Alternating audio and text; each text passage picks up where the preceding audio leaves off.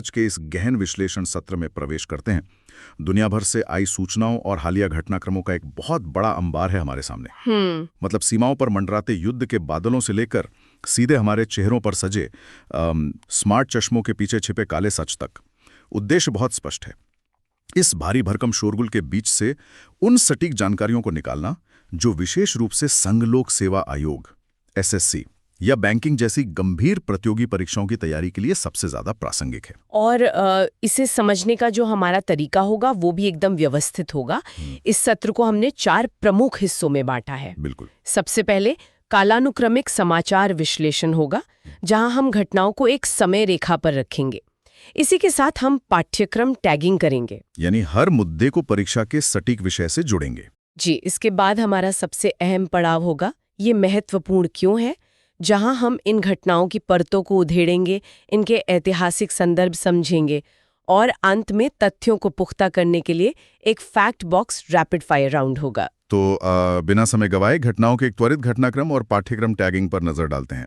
शुरुआत करते हैं फरवरी 2026 के आखिरी हफ्ते से, जहां सबसे दिलचस्प बात ये सामने आती है कि कैसे तकनीकी और नैतिक सीमाएं टूट रही हैं। सही कहा। स्वीडिश मीडिया ने मेटा के एआई स्मार्ट ग्लासेस को लेकर एक बेहद सनसनीखेज रिपोर्ट प्रकाशित की है। यह सिर्फ एक तकनीकी खबर नहीं है, बल्कि मुख्य परीक्षा के विज्ञान एवं प्रौद्योगिकी और नीतिशास्त्र या एथिक्स पाठ्यक्रम का एक ज्वलंत केस स्टडी है। एकदम सही।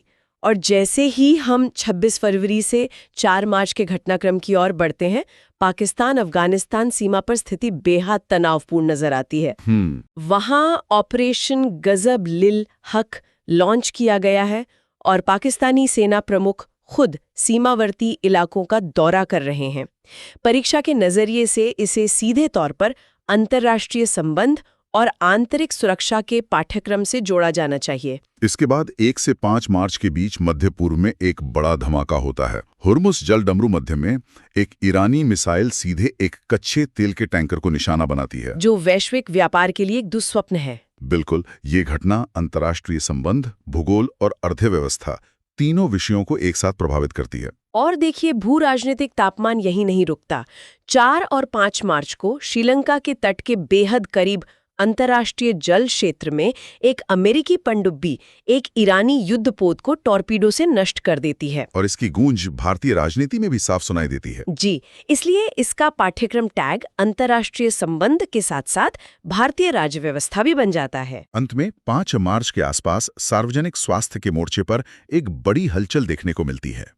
भारत में 14 वर्षीय लड़कियों के लिए एक विशाल एचपीवी टीकाकरण अभियान शुरू होता है, लेकिन इसमें स्वदेशी वैक्सीन की भूमिका को लेकर कई सवाल खड़े हो गए हैं, जो सीधे तौर पर सार्वजनिक स्वास्थ्य और विज्ञान के पाठ्यक्रम का हिस्सा है। तो ये तो सिर्फ घटनाओं की एक ऊपरी रूपरेखा थी, लेकिन प्रतियोगी परीक्षाओं में सफलता केवल क्या हुआ जानने से नहीं मिलती, बल्कि क्यों हुआ ये समझना सबसे ज्यादा जरूरी है। और इसका ऐतिहासिक आधार क्या है ये जानना भी। तो चलिए इस क्यों को समझते हैं। हमारे विस्तृत विश्लेषण के पहले विषय पर आते हैं, पाकिस्तान अफगानिस्तान सीमा पर जारी अभूतपूर्व तनाव। 4 मार्च 2026 को पाकिस्तानी सेना प्रमुख सैयद असीम मुनीर ने दक्षिण वजीरिस्तान के वाना का दौरा किया। जी, यह दौरा 26 फरवरी को शुरू किए गए ऑपरेशन गजब लिल हक यानी राइचस फ्यूरी के ठीक बाद हुआ। रिपोर्ट्स बताती हैं कि ये सैन्य अभियान 2600 किलोमीटर लंबी सीमा पर 53 अलग-अलग ठिकानों पर अफगान तालिबान के कथित हमलों के जवाब में था। लेकिन यहाँ एक बड़ा सवाल उठता है। वो क्या? ऐतिहासिक रूप से पाकिस्तान तो हमेशा से अफगान तालिबान का रणनीतिक समर्थक रहा है, फिर ये अचानक इतना बड़ा सैन्य टकराव क्यों? देखिए, इस क्यों का जवाब इतिहास के पन्नों में और वहां के भूगोल में छिपा है। जिस 2600 किलोमीटर लंबी सीमा की हम बात कर रहे हैं, वो दरअसल ड्यूरेंट रेखा है, जो 1893 में खींची गई थी। बिल्कुल, इसे ब्रिटिश राज के दौरान खींचा गया था और अफगानिस्तान ने इसे कभी भी पूरी तरह से अंतर्राष्ट्रीय सीमा के रूप में मान्यता नहीं दी। वजीरिस्तान का ये इलाका हमेशा से एक बफर जोन और विद्रोह का केंद्र रहा है। मतलब ये कोई नया विवाद नहीं है? एकदम नहीं। सेना प्रमुख मुनीर का ये स्पष्ट बयान कि आतंकवाद के लिए अफगान धरती का इस्तेमाल अस्वीकार्य है, ये दर्शाता है कि पाकिस्तान की सामरिक गहराई या स्ट्रेटेजिक डेप्थ की पुरानी नीति अब उसी के लिए भस्मासुर साबित हो रही है। लेकिन इस पूरे घटनाक्रम में एक और बहुत ही दिलचस्प कोण सामने आया है। एक तरफ पाकिस्तान अपनी पश्चिमी सीमा पर सैन्य अभियान चला रहा है और दूसरी तरफ रिपोर्ट्स इस बात की ओर इशारा कर रही हैं कि पाकिस्तान का हथियारों की बिक्री का एक बड़ा अभियान चल रहा है, जिस पर भारत को पैनी नजर रखने की जरूरत है। ये दोहरा रवैया क्या दर्शाता है? ये मुख्य परीक्षा के लिए एक बहुत ही शानदार बिंदु है। जब कोई देश गंभीर आंतरिक सुरक्षा संकट से जूझ रहा हो, लेकिन साथ ही वैश्विक बाजार में सैन्य हथियारों का निर्यातक बनने की कोशिश कर रहा हो, तो ये उस क्षेत्र के शक्ति संतुलन को बिगाड़ता है। तो भारत के लिए चिंता का विषय सिर्फ आतंकवाद का प्रसार नहीं है। नहीं, बल्कि ये भी है कि हथियारों की ये बिक्री दक्षिण एशिया के सुरक्षा ढांचे में क्या नए बदलाव लाएगी। ये क्लासिक भू राजनीतिक पहेली है। अब इसी भू राजनीतिक पहेली से आगे बढ़ते हुए एक ऐसे क्षेत्र की बात करते हैं जो पूरी दुनिया की अर्थव्यवस्था की धड़कन तय करता है। होर्मुज़ जलडमरू मध्य। जी, 1 मार्च को होर्मुज़ जलडमरू मध्य में एक ईरानी मिसाइल ने कच्चे तेल के एक टैंकर को निशाना बनाया।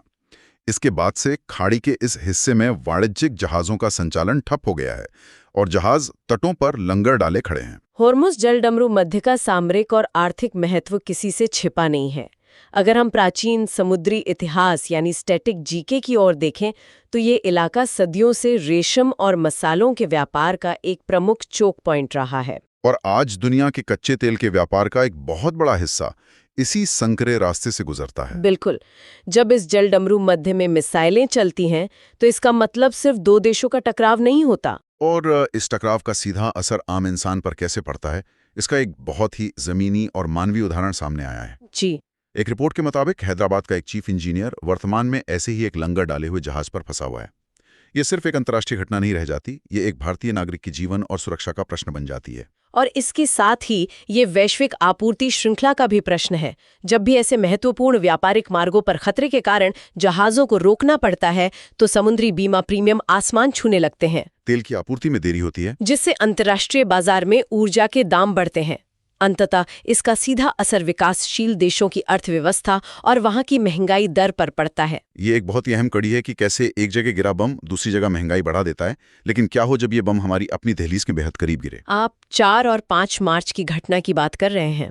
हाँ, श्रीलंका के तट के पास अंतर्राष्ट्रीय जल क्षेत्र में एक अमेरिकी पनडुब्बी ने एक ईरानी युद्धपोत को टॉर्पीडो से डुबा दिया।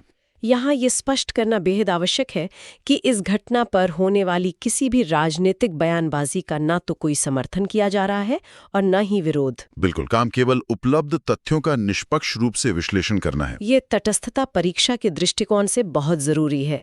अब अगर हम इसके ऐतिहासिक और सामरिक पहलू पर गौर करें, तो हिंद महासागर और विशेष रूप से श्रीलंका की स्थिति हमेशा से रणनीतिक रही है। प्राचीन चोल साम्राज्य के नौसैनिक अभियानों से लेकर आज के आधुनिक इंडो पैसिफिक विमर्श तक। एकदम सही। श्रीलंका की भौगोलिक स्थिति इसे एक स्ट्रेटेजिक पिवट बनाती है। जब अमेरिका और ईरान जैसी 2 बाहरी शक्तियां भारत के इतने करीब सैन्य टकराव करती हैं, तो यह भारत के नेबरहुड फर्स्ट और समुद्री सुरक्षा सिद्धांतों के लिए एक बड़ी चुनौती बन जाता है। और यही अंतर्राष्ट्रीय कूटनीति जब घरेलू राजनीति से टकराती है, तो एक नई बहस छिड़ जाती है। 5 मार्च को कांग्रेस नेता जयराम रमेश ने इस घटना पर भारत सरकार की चुप्पी की तीखी आलोचना की। उन्होंने सरकार के रवैये को डरपोक करार दिया और इसे ईरान में हुई लक्षित हत्याओं के वक्त अपनाई गई चुप्पी से भी जोड़ा। एक अंतर्राष्ट्रीय नौसैनिक घटना अचानक से घरेलू राजनीति का इतना बड़ा मुद्दा कैसे बन जाती है? क्योंकि लोकतंत्र में विदेश नीति कभी भी शून्य में काम नहीं करती।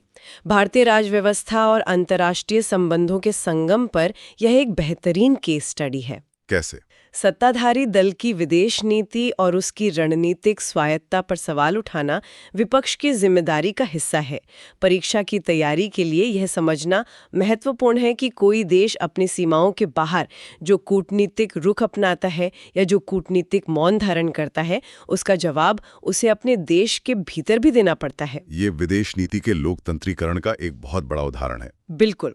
अब कूटनीति के इन गहरे पानी से निकलकर हम उस दुनिया में चलते हैं जो हम सभी के चेहरों पर सजी है, डिजिटल दुनिया। यहाँ चीजें वास्तव में दिलचस्प हो जाती हैं। स्वीडिश समाचार आउटलेट्स स्वेंस्का डॉगब्लडेड और गोटेबोक्स पोस्टिन की एक हालिया जांच ने कुछ ऐसा खुलासा किया है जो किसी भी तकनीक प्रेमी की रातों की नींद उड़ा दे।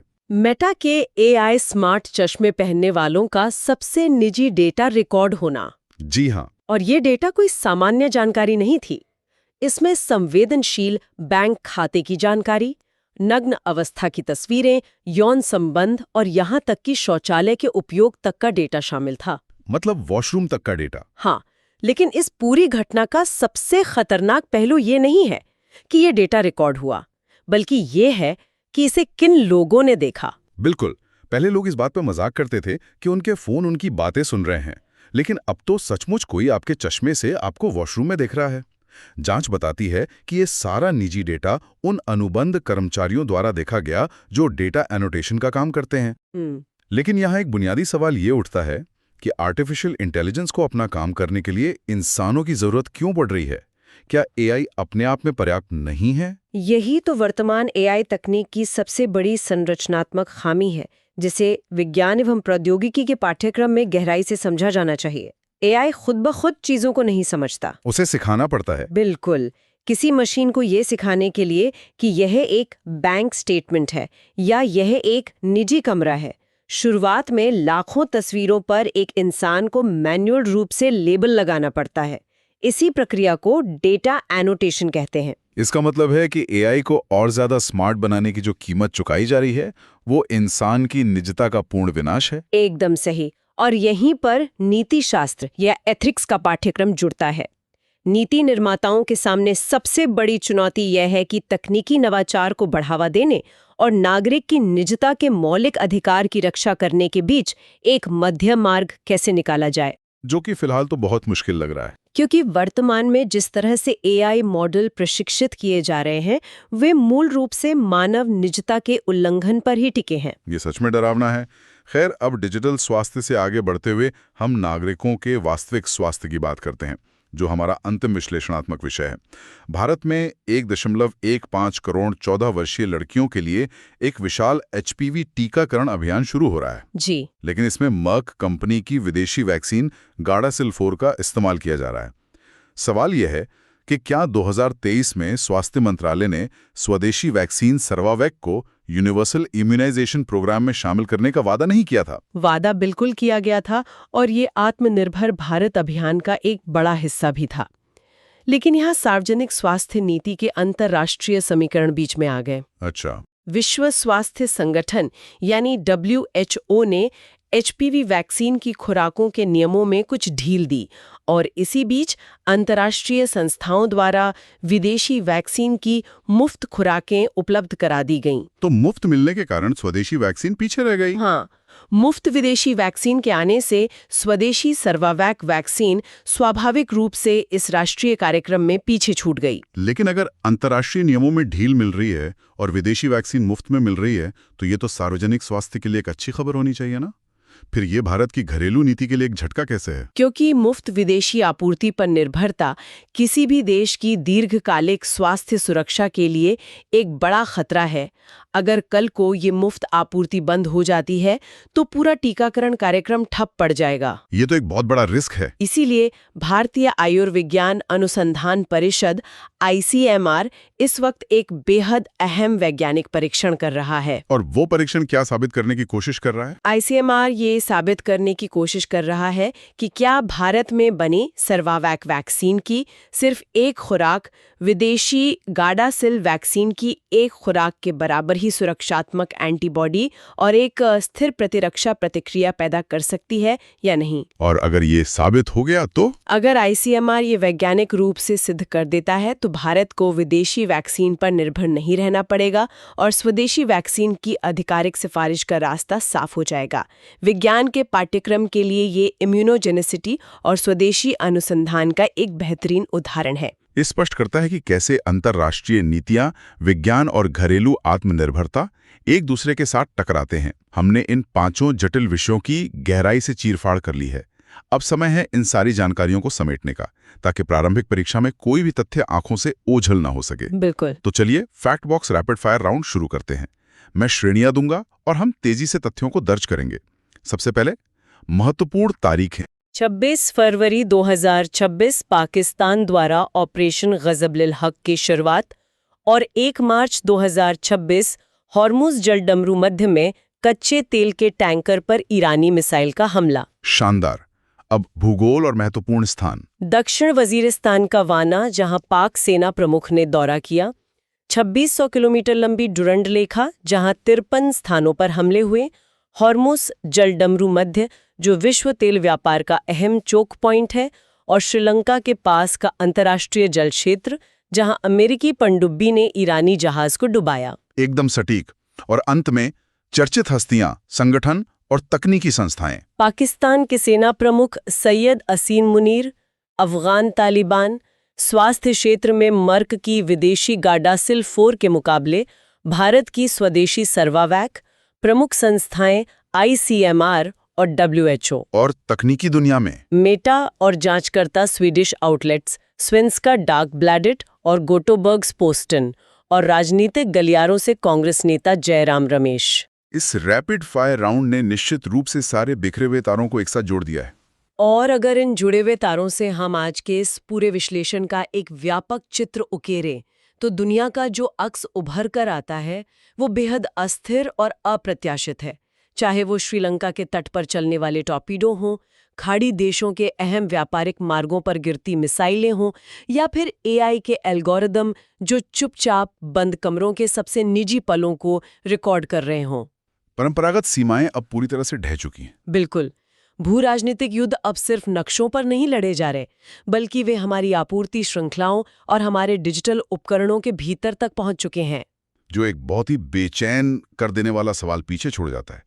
एक तरफ अत्याधुनिक AI चश्मे हमारे सबसे संवेदनशील और निजी यथार्थ को डेटा की फैक्ट्रियों में तब्दील कर रहे हैं, और दूसरी तरफ दुनिया के सबसे महत्वपूर्ण वाणिज्यिक समुद्री मार्ग सक्रिय युद्ध क्षेत्रों में बदल रहे हैं, जहां वाणिज्यिक जहाजों को मिसाइलों का सामना करना पड़ रहा है। ऐसे में आने वाले भविष्य में एक नागरिक की व्यक्तिगत निजता की सुरक्षा और एक राष्ट्र की संप्रभुता की रक्षा के बीच संतुलन बिठाने के लिए क्या कोई दीवार इतनी ऊंची बनाई जा सकेगी जो इन दोनों मोर्चों पर हमें एक साथ सुरक्षित रख सके?